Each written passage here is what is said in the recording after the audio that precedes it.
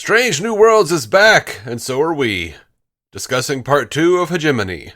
Right after these words from these Starfleet weapons buried in Dookie. With so many options, why choose Arizona State University? For me, the only online option was ASU because of the quality. Their faculty was really involved with their students and care about your personal journey. The dedication to my personal development from my professors, that's been extremely valuable to me.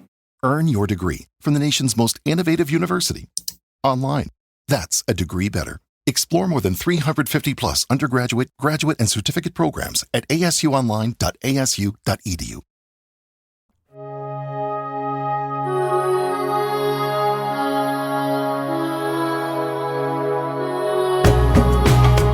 Welcome to Star Trek Universe, the podcast where we sit and chat about Star Trek.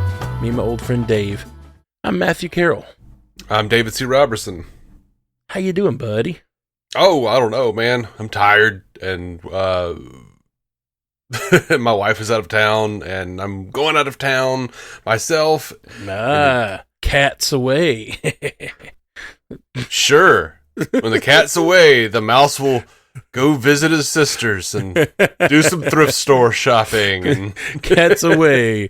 The mouse will be clinically depressed that his cat is gone. The mouse will attend his niece's birthday party. All right. Well, where you going? Where you traveling to? Oh, just down to Prattville. Okay. About 100 miles away. Hey, can you do me a favor? No, I can't. I really can't. Okay. What do you want? I need a viola delivered 3 blocks from Spencer's house, which I'm assuming is where you're going. Okay. Can you deliver a viola for me? How big is a viola? It's like a smaller violin. Oh, probably, yeah. Thank you. That would be awesome. I rented a viola, and then the shop was closed when I went to Prattville to return it, and now I need to return it, but that would require an extra 3-hour drive to deliver a viola. Yeah. But if you're going to Prattville... Yeah, so it's a shop. What's that? It's a store? Yeah, it's a store. Okay. Yeah. We'll talk about it off cast. I thought it was a weird enough thing to bring up. I need a viola delivered to where you're going. Really weird thing. Right next to Spencer's house, you do it on the cast, so I can't say no. You could say no. No, you did say no. if you could swing it by my house, I'll do it. Thanks, man. That would be awesome. That would save me a 3-hour drive. I appreciate that. Yeah. Or $50 extra of like monthly rental of a viola. My we went on vacation, and my fiance's sister's partner was supposed to bring her viola and didn't. So I called around to music shops and rented a viola so we could jam while we sat around the lake house. It was fun. But they were closed when I tried to take it back. Anyway, sure. So let's talk about Star Trek. How about that? Okay, that makes sense. All right. Well, so first episode, we're back to Strange New Worlds, Hegemony Part 2. What'd you think, man? I am really glad that they had an extensive recap. Me too. I'm glad you said that, because I was actually going to avoid saying it because I feel embarrassed. Like, I remember Hegemony Part 1. I really do. But I just kind of forgot how cliffhangery it ended. Like, I remembered Scotty, and I remembered the planet, and I kind of forgot that they kidnapped half the crew. And so, like, I got there, I was like, oh, Hegemony Part 2. And I even remember talking about it on the cast, that it was going to be Hegemony Part 2. And I was like, just forgot to rewatch Part 1. I really meant to. And I sat down to watch it this morning. I should have texted you and been like, should we rewatch Hegemony Part 1? Since I didn't realize you would have the same experience. Yeah. I basically, like, last night thought I should rewatch Hegemony Part 1. And then about 30 minutes passed, and I was like, I'm not doing that. I really wished I had. I didn't. I woke up this morning and just threw on Part 2 because I knew we were podcasting about it. But I remembered enough of it, like, to get a sense. And really there wasn't anything that prevented me, but I felt like some of the emotional beats, like, would have been better if I'd had just watched Hegemony Part 1. No, I was good. I got what they were going for. I saw the recap. I went, oh yeah. Mm-hmm. And then, it was fine. Yeah, I liked it. It's a fun, it's Star Trek adventure episode, which I always enjoy. Like, it's one of the things I like about Star Trek. It's not the deeper, it's not one of the deeper episodes. It's not one of the ones where I'm like left going, oh man, the emotional, the ethical and emotional complexity of this wonderful decision the captain had to make. It's just like military type adventure where you've got a captain trying to make these hard decisions. And, truly having to find the third way around things and solve a problem while in the middle, while weighing the decisions between risking which group of people's lives. Like, do I stay behind and save the crew if it means putting the overall Federation in more danger? Like, I love those kinds of things, but it all happens so fast and it's all very, I kind of wish they hadn't gotten out of it so unscathed. I'm assuming Ortega's is going to survive, but she was the only one that looked like at the end that she could still die. I mean, she was in rough shape at the end. Yeah, she'll be fine. Yeah. I wish she died, not because I hate Ortega's. I realize that might be in your brain. Oh, it is. It definitely as a reason to wish she didn't survive. But like, it would have. There's something about going through a huge battle like this and not losing anyone that you know what I mean? Like, yeah, it just makes it seem like the show has less stakes. Right. I never feel like the show has stakes. Especially with like the in the episode with like, you're not out of the woods yet, talking to Pike's girlfriend or whatever she is. And we've seen her in the trailers. Like, we know she's fine. Sure. Well, I got the sense that was a pretty done deal. Like, the way that she's like, you're not out of the woods yet, but like, they solved the initial problem. By the way, you've got Gorn inside you still. Right. It's like, I'll let them tell you about how they solved this. They fed the Gorn inside you and let you. I thought it was a novel solution, and I love it because it doesn't rely on Una's blood necessarily, and it is something they could probably work out for the future of the Gorn disease. I love a good solution, man, and that's a fun one. The thing, is something that current Star Trek does a lot of that I feel like it might take away from me. And I'm glad for anyone who likes it. I'm not trying to shit on the show necessarily in this instance, but because I will in a minute. But it's like new Doctor Who as well. Like, where it's like, you remember how old Star Trek, like TNG or whatever, they would have like one primary problem. Yes. And they would try to like work that and figure it out. And this is like 5 primary problems like 100%. Crammed in. And they just like they talk at like warp speed. And I'm like, I don't even know what the fuck they're talking about anymore. I'm like, okay, well, I guess that worked. Whatever it was. I didn't have the problem of not keeping up, but I did feel like the problems were the kinds of problems that in the olden days would have been an entire episode. There was at least 5 full episodes. Like, you think about DS9, they're in the war with the Dominion, and it's like, we got to figure out, and it would be like the whole thing of Scotty trying to solve the cloaking device would have been an entire episode, maybe 2 episodes of like him. There's like, there's Gorn closing in, and they're just trying to solve that, and then that becomes a part of a bigger battle later. You know what I mean? Like, but instead it was like that mixed in with the problem of the binary star, where they had to solve the this entire episode could have been a season, is what I'm saying. Like they had enough episodes in this, enough problems that could have been stretched out and like complicated and emotional that they could have made an entire season out of this. Now, I'm not saying that they should have necessarily done that, but like, you throw in a couple episodes with like Vic Fontaine or whatever, and you've got an entire season of worth of problems, and it's all packed in one, and it's just boom, boom, boom, boom, boom. Which that was a problem in the opposite direction. That was, it's like, we don't need a Vic Fontaine episode or 3 in the final season of DS9. Oh, I disagree completely. You need them, and the way they use them, like that, the one where Or take me out to the holosuite. Like, fuck that. I want to see the next take me out chapter. of the holosuite, whatever. But think about the Nog episode where he gets overly focused in the holosuite. That was great, yeah. Amazing. Great Vic Fontaine episode. That's what I'm saying. Like, they used them well. I'm not saying every season used them well, but that final season, I think they actually used them really well. Right. But yeah, anyway, it's not that I couldn't keep up. I just felt a little, like, overwhelmed. Like, oh, Lord, they are just, like, blasting through these problems. Like, and they're, like, problems that I feel like they maybe shouldn't be, like, flying through so quickly. Like, exactly. They're coming up with stuff that's just like, it's almost like this was written for you guys.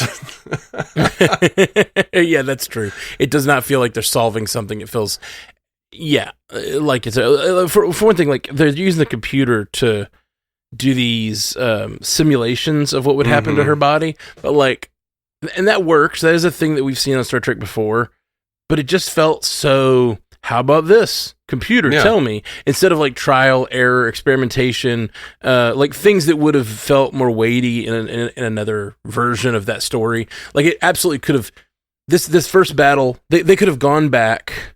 They could have had their part of their crew trapped for a couple of episodes, you know, like they have had an episode about the crew trying to get out while you've got an episode of them reconvening with the Federation and trying to solve the problem of the infection, you know, like they could have really stretched this out. And so I'm with you. I think this was rushed.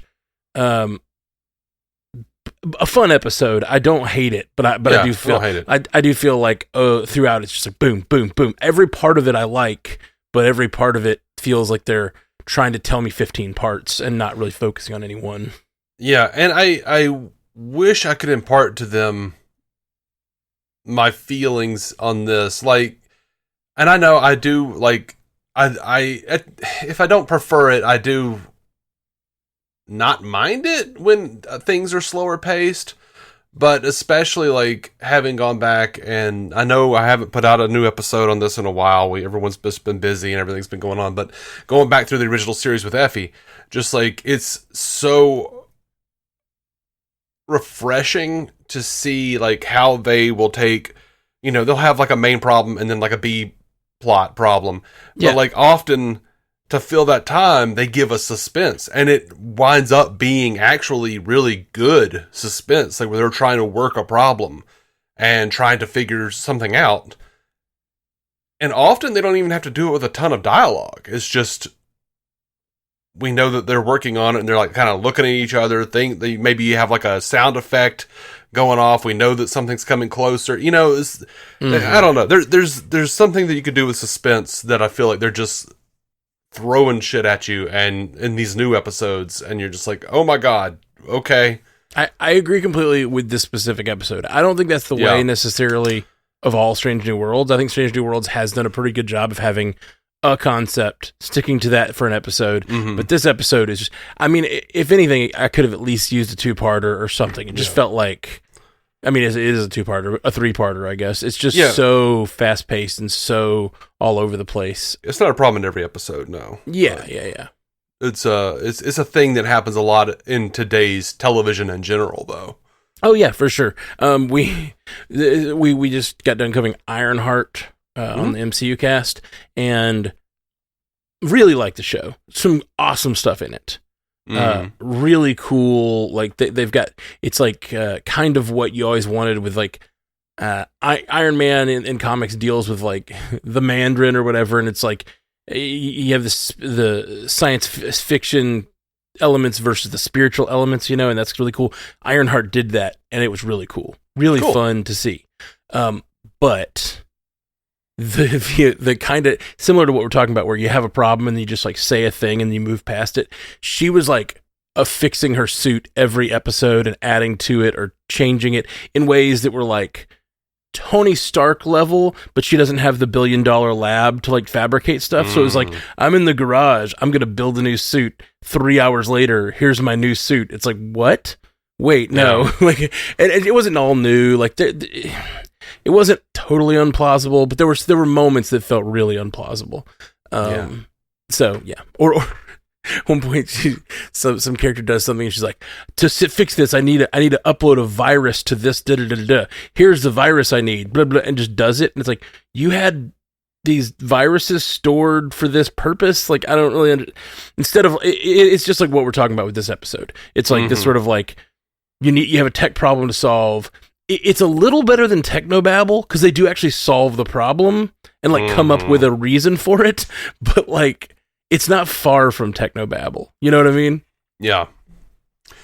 So one of the things that bugged me about this episode, though, was like, and it's a thing that they do a lot in all Star Trek, and they've kind of doubled down on it in the last several years, but we have like this, this message from April where he's like, we just got the priority message. How much time do we have before the Gorn ships get here? And Pike says, ignore last transmission. We won't be seeing the Gorn, at least not for a while.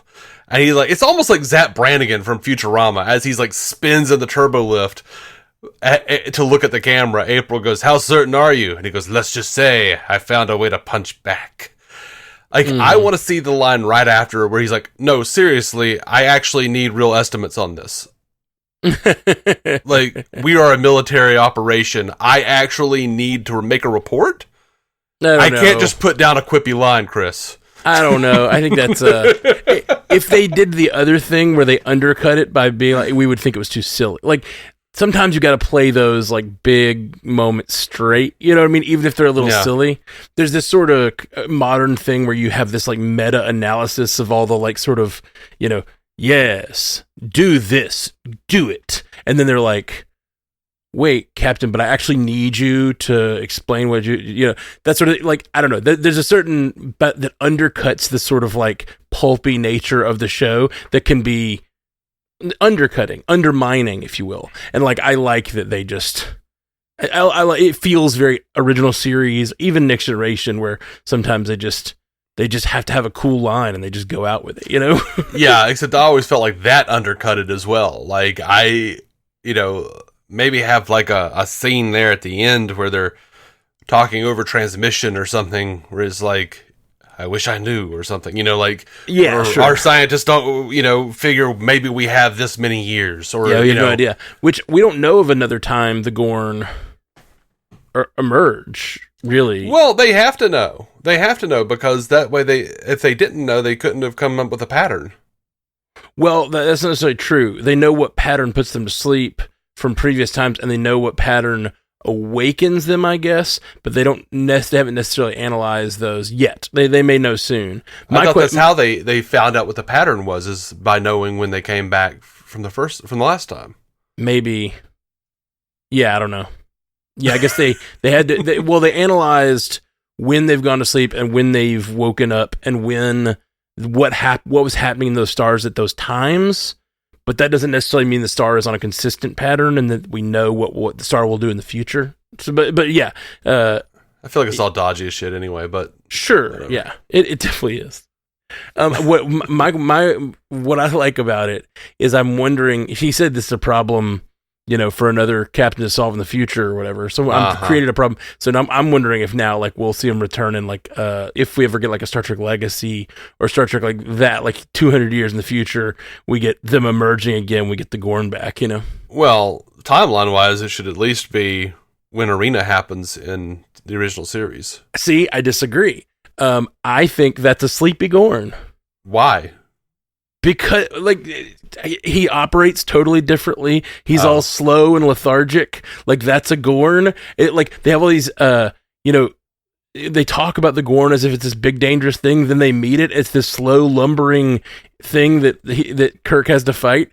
And it's still strong, but it's lumbering. And I'm wondering if that is sort of an explanation of this is the Gorn proper. The Gorn we saw in that episode was part of a should have been hibernating Gorn that got left behind or something and has been captured and is being used in this arena, but it's still a sleepy Gorn. It wants to be hibernating. And I'm wondering if that's why it's so slow in arena.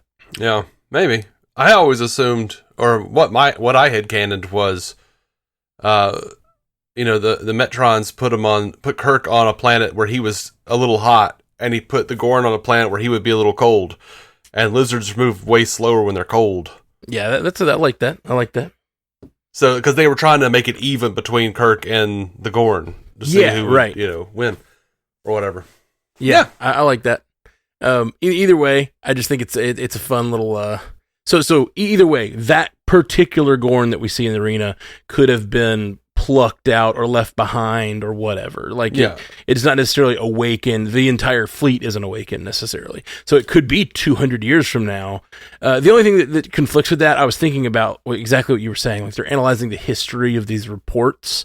Mm-hmm. What reports are they analyzing? Is it Federation reports? Because they've only been around for like 150 years or whatever. So like, it doesn't make sense. I guess the Vulcans may have reports too of the Gorn. Well, once the Vulcans became part of the Federation, they would have access to all the Vulcan star charts and the Zindi and all that stuff. Like, I guess they have all the history and the rumors from all the stuff before Earth got involved with the Federation. Okay. The only thing is, in the original series, they say that. Which, look, man, here's the thing: it's like Arena is not even canon anymore. Not to this. Because, like, back then, they were like, we don't know anything about the Gorn. Like, fucking, what the hell are the Gorn? Well, I don't know. Like, we kind of, like, we've heard rumors.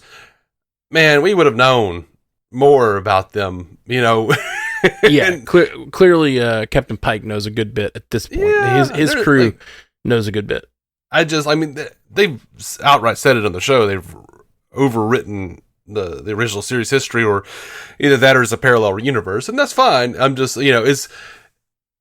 it's sometimes like the producers talk about like, oh yeah, we're leading up to the original series, and they've said it again, like how like, oh yeah, the show will end with Kirk in the command. Okay, all right, fine. But like, why are they so worried about it? Because they've already rewritten it. Yeah, I hear you.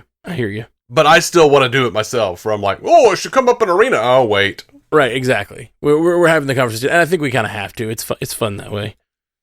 But yeah, it is annoying thing. Ignore. Anyway, yeah. So I feel like we got a lot of good stuff. You talking about Ortega's and her what should have been her death scene. Yeah, absolutely, should have been. Should have been her death scene. Just should have been. That's the only reason I wouldn't have been upset that she said, "My name is Eric Ortega's and I fly the ship." Again, see, like I agree. I think I didn't mind that, as we talked about on the show. Like, I really liked that run for her, that concept that she's like coming into her purpose or whatever, and she's realizing that like doing a task and doing it well is something she values, and like she's gonna do her purpose. And then when she says, "I've got to do it, it's got to be me," and she's sitting there bleeding out, I was like, yeah. And I was waiting on her to say, "I'm Eric Ortega's and I fly the ship." Like, I as she died, like I was really waiting as that blood was moving across the panel. Yeah. I was like, yes, say it again. It is your purpose and you are happy to have died fulfilling your purpose. I love that stuff. If she doesn't die, it doesn't hit as hard. Once again, I knew she wouldn't die because she was in the trailer. I don't pay attention to the trailers that hard. I mean, even though we talk about them, I try not to let that infest my knowledge of what's going on. Well, I mean, it's not infesting. Well, except for that Vulcan clip, which is just awful. But yeah, it's true. Yeah, that to me, I'm Eric Ortega's I fly the ship. Like, there's so much that goes into flying a ship.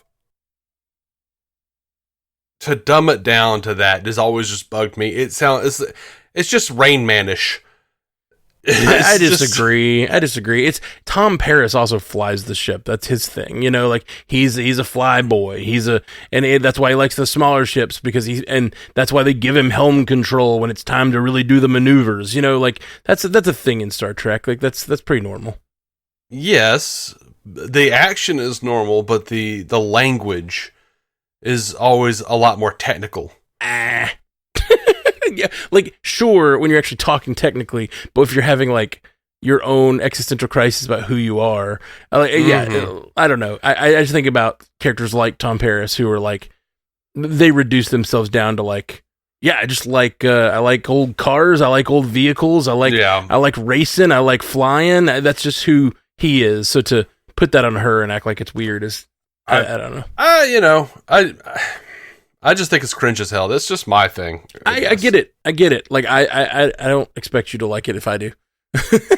I think it is cringe. I just like I to be cringe is to be free, as they say. Like, yeah. Well, there's a whole bit in there where they're like, you can fly that thing, right? You can fly anything, right? She's like, don't be rude. Of course I can. And she spends like 15 seconds going, like, look, doing all these faces and shit. And I'm like, y'all are in the middle of like a life and death situation. Just be like, yeah. Well, I just took that as she's saying, yes, I can fly it, because that's what she believes she can, and she believes she has to, because she's the one with the skills, but she's also lost half her hand, and she's going like, she's questioning herself. That was that look the way I took that look anyway. Oh, yeah. I didn't see that at all. I just thought it was a stupid comedy moment that undercut everything.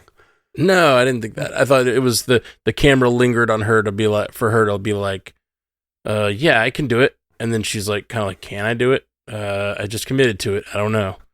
I see. Sometimes it works though. Is like where Pike was talking about their plan working, and Uhura goes, it should, unless one of them decides to look out of a window, and Pike gives a look like, well, fuck, don't say that.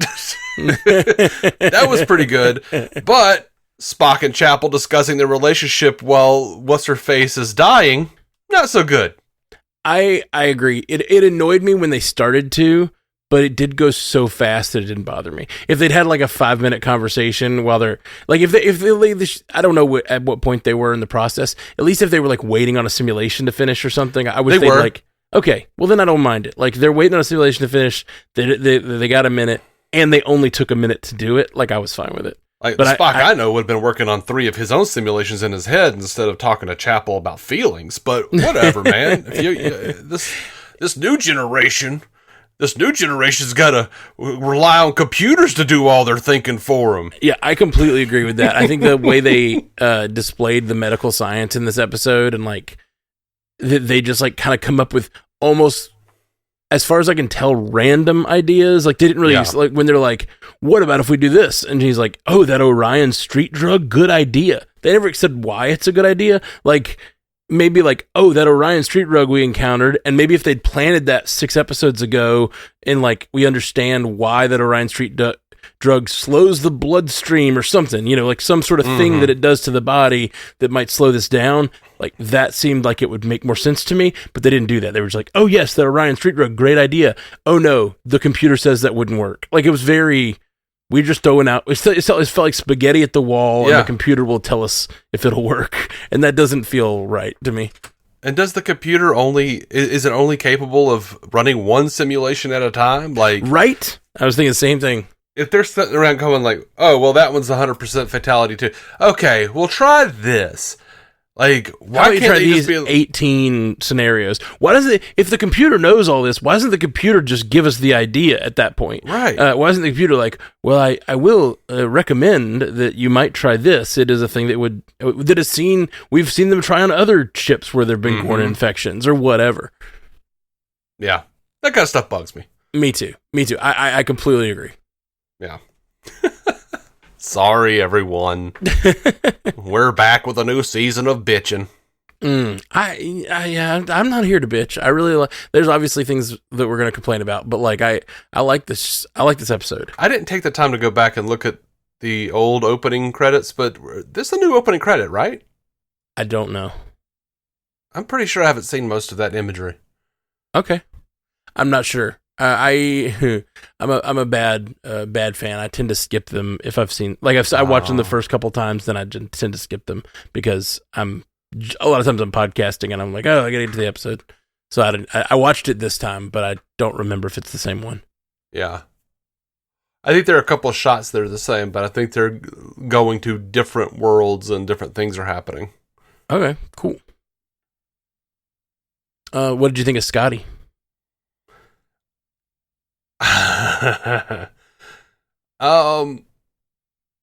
There's sort of an ADHD factor that makes me feel closer to him. The whole like I can't solve a problem unless I don't have any time to do it. Yeah, it's a nice recontextualization of the problem that the sort of way he functions in the original series, which is, you know, he's always given these timetables, and the captain will say like, oh no, cut that in half. I need it by this time. And he's like, oh, I'll do my best, Captain. And it's like, it sort of seems like Kirk knows that about him. It's never discussed that way, but Kirk knows like, no, if I give you I loved that moment when she runs it. We've never seen that sort of pressure work on Scotty in that way, and I loved her when she came in there. It was like, the Gorn are here, we have to do it now, and he just like went into like, I don't know, a flow state and started fixing it the way he'd done on the planet when he was in trouble. That was a cool concept, and I hope they don't overdo it, but like I like the sort of that's how he works, and Kirk knows that, and that's why Kirk does the way he does. Yeah, that is a thing I hope that they don't overdo. I was specifically concerned about that. I felt like this is another opportunity for them to like 80s sitcom catchphraseization it, where it's just like, oh, well, we established that in this episode and people liked it, so now every episode we're going to have him doing this. Is his character quirk. And I'm like, no, please don't do that. Exactly. Yeah. But yeah, I did like it. And by the way, this is the most I've liked Pelia. Oh, yeah? Good. Cool. Yeah. Yeah, I liked her too. I liked her a lot in this episode. And she is his teacher, which I thought was really a fun thing, where she's like complaining about him as a student, which I know we saw a little bit in the last episode, but it was cool. Always document your work. Yeah, that was a lot of fun. This is exactly why you do that, so you remember how you put this together. But dude, I felt that so hard too, because like I do that kind of stuff where I'll like do something and I'd be like, all right, that works, and then I've got to replicate it. I'm like, oh, for sure. How did I do? 100%. Like, it made me think of times when I've done, like, whatever, fixed a file that had a certain kind of sound in it or something, and I go back and I'm like, oh man, I know I fixed this before, but what tool did I use? What software did I do? Like, okay, I guess I've got to start over and retry all the same 50 steps I did to figure it out last time. Every time I unhook my computer and change it, and then look back, I'm like, I've got all these cords and everything. How the hell did I hook all this shit up? Yeah, I don't know if that's, maybe that's an ADHD thing, like you were saying a minute ago, but the whole, like, it's looking at, like, a bundle of wires and connections and things is really hard for me until I've done it 15 times. Like, now that I've been traveling over the last 6 years, a lot more, like, breaking down my computer and resetting it up is a lot faster now. Like it's like a click, click, click, click, click. Like I feel like Scotty when he did the thing in that moment. But back in the day when I would break my computer down and I was always like, okay, I had to like trace my steps. Like this cable goes to here and this goes to here, and make sure like I have all the right parts in my computer bag to make sure I take to my next stop. I used to move my computer around a lot more, and it was a lot quicker for me. Mm-hmm. But now it's like I set it up and it's like that for like 6 months to a year. Exactly. Yeah. So anytime I move it, I'm just like, what was this again? Like, it's just like total overwhelm. I'm like, oh man, I've got a lot more shit, a lot more devices and stuff that I just, oh my, how did I do this? Back when I was going back and forth to Dallas a lot, like every month, I finally got to the point where I had everything I needed in my bag, and the only thing I had to remove from my setup was the computer itself. And then so I had like my desk at home and my desk in Dallas, and it was like I just removed my computer and plugged one cable in, and that was really sweet. But that required like having a desk set up all the time in both places. But nowadays I don't have that anymore. It's a little more of a take everything apart situation.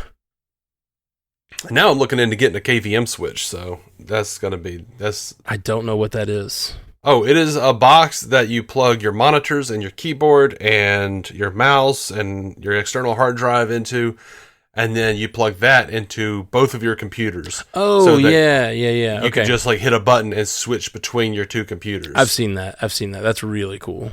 Really, really cool. Yeah. All right, well, I'm trying to see if we've missed any characters that we should have talked about. We got more La'an, like freaking out about her past with the Gorn, which I don't know. I guess I didn't have any new feelings about it. yeah. That they tried to like bring that back because they were like, this was pretty heavy in the first part. We should probably bring this up again. But they didn't do anything with it. I think it's the issue. Do anything. Yeah, like I think if they had they had too much going on in this episode, so it almost felt like leave that in the last episode. Maybe have one flash of a reminder when everyone's about to die, so that like makes her buck up and do her thing. But like I didn't need it as much as they put it in this episode. We had that one little pep talk where they were like, okay, I know you're back there, but it's pretty bad here, so we need you here. And yeah. I found Chris Pike's portrayal in this episode awesome. I loved Anson Mount putting forth like the weight of the world is on his shoulders, but he also just wants to think about Battelle. Like he just wants to be down there taking care of her. He wants to save her. He wants to be with her if they can't save her, but like he can't do that because he's the captain. And it's just, he is completely overwhelmed in this way that like I really identify with when there's just so many fires to put out, so many things to do, so many options, all of them bad. It was just really, really impactful, like really emotional for me to watch him just be completely overwhelmed and trying to solve it in a way that like they did a good job of making it emotional for me in a way that in a lot of Star Trek that's going on, but it's very clinical. They still had a lot of fun, like here's your options, here's why each one would be good or bad, but his like that is the one probably benefit of this episode being so packed and so speedy and having to make so many decisions quickly. It really showed the overwhelm on Pike, and man, he needs a break. He really needs a break.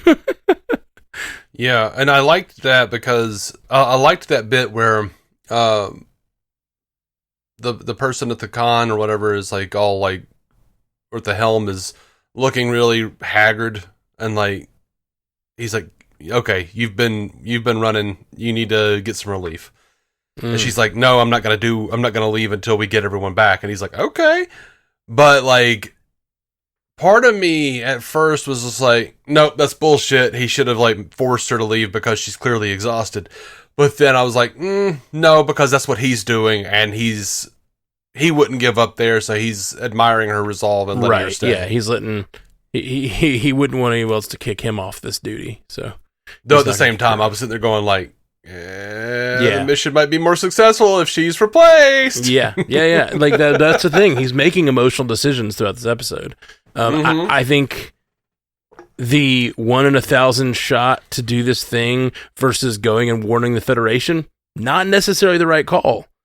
Probably the wrong call.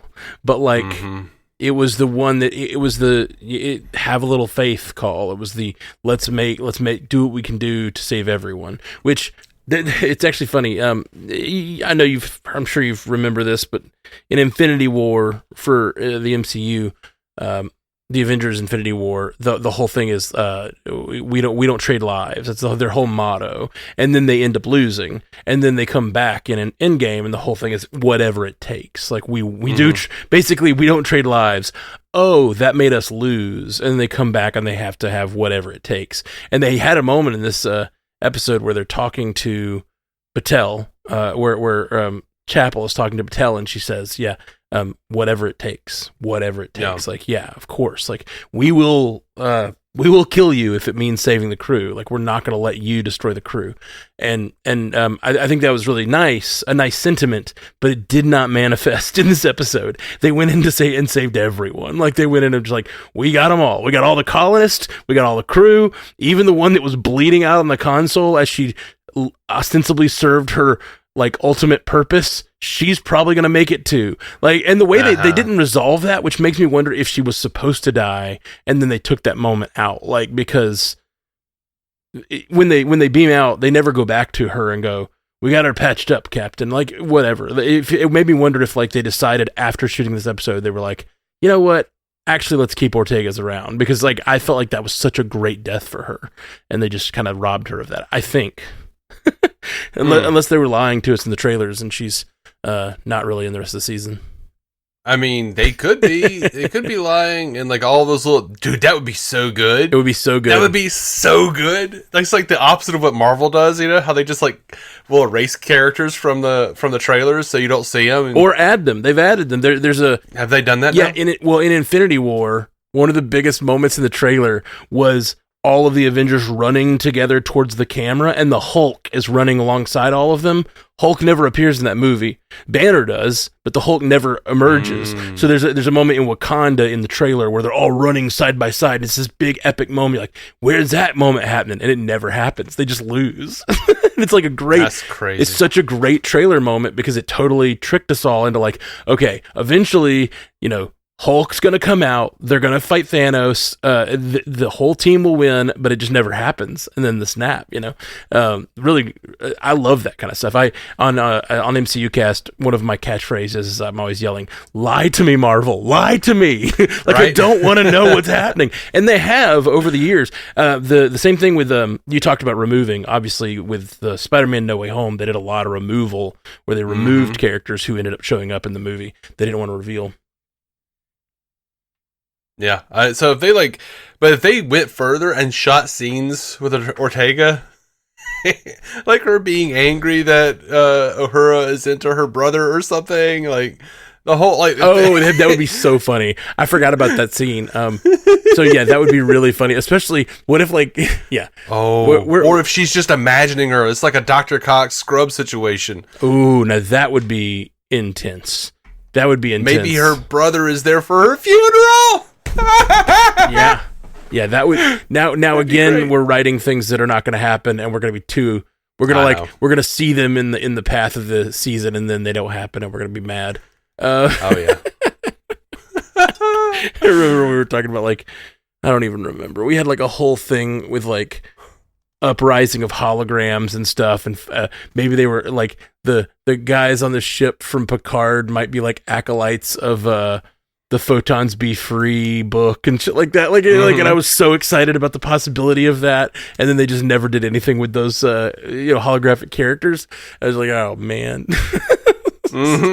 I felt like doing my only, Captain Sisko impersonation, which my wife and I do almost every week at least. It's from the first episode of DS9 where he's with Jennifer on the beach or, in the past or whatever it is. That's it. Just yeah. That's great. I knew exactly what you're talking about.